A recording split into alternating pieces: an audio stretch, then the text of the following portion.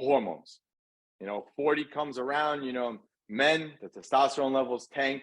Women, menopause starts to happen, and people start using hormones as the reason why they can't get in shape. Now, I am a firm believer in you can control what you can control.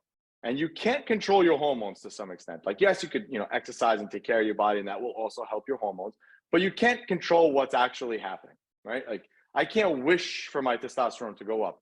I can do the things every day to hope that it goes up, but I can't wish for it to come up.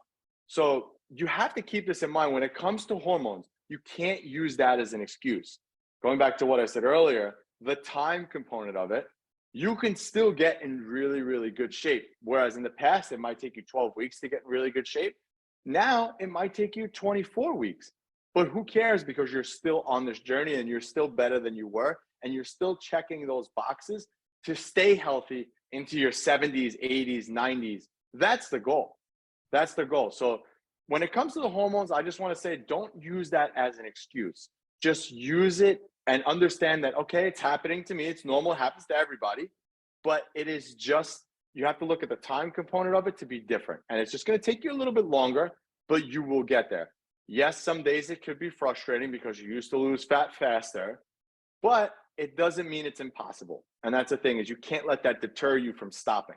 Because I will tell you, if you stop and don't put any emphasis on it, you're going to be worse off, especially hormonally. Yeah, no, I definitely agree.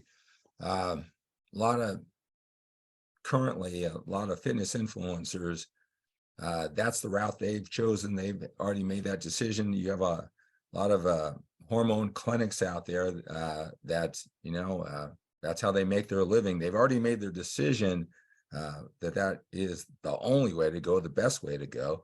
Just remember something, there's a pro and con to everything in life. I don't know about you men, but I'll tell you something. There's a natural progression in life, and there are a lot of benefits with your testosterone not going through the roof as you have a family and you age, and you got to get more serious about life.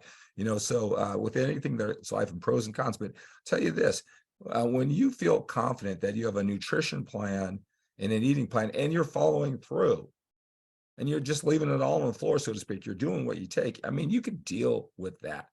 Right? We can't just use that as an excuse. Most men who come to me, they really don't know what they need to know when it comes to training and nutrition. They're good men, smart men, hardworking, willing to do the hard work. They just don't have the right information. They're not emphasizing all these different factors of fitness, the right priority, putting the right amount of weight on the right aspects of it. And that's what their challenge is, more than their hormones, right? So I'm not saying it's a non-factor. I'm saying you can control what you can control. And there's a lot of things that a good coach, that you're learning here today that can really at least somewhat fight off the negative effects of declining, hormone levels. Yeah, and I'm not going to say it doesn't make a difference, because it does. It absolutely does. I mean, if you're a man and your testosterone levels used to be 800 and now they're 200, you're going to feel that, right? But you have to look at your lifestyle too, because there might be certain things that you're doing in your life that are causing your testosterone to be that low. For a female, osteoporosis, again, one of those things. But menopause does change your body, but there's a reason your body goes into menopause. It sucks, but you can't control it, and you got to focus on the things that you can control. So you almost want to kind of like ignore that, right? Like, you can't think about it because you can't control it so much. So you just ignore it and focus on what I call the leading indicators for success with your fitness. And I'll wrap this whole thing up with this. Your leading indicators for success in your fitness is tracking your nutrition, keeping track of your protein, your calories every day consistently. That's going to yield results. Checking the box. Are you getting to the gym 3 to 5 times a week? Are you placing an emphasis on activity and getting in your steps? Those 3 leading indicators are going to be your key to success. Stop focusing on the scale, your clothes and inches, because those things are lagging indicators with success with fitness. Because what you see on the scale today is not really a reflection of what you did yesterday. So for example, if I didn't drink any water today and I got on the scale tomorrow and I'm 5 pounds less, does that mean I lost 5 pounds of fat? No, I'm just dehydrated.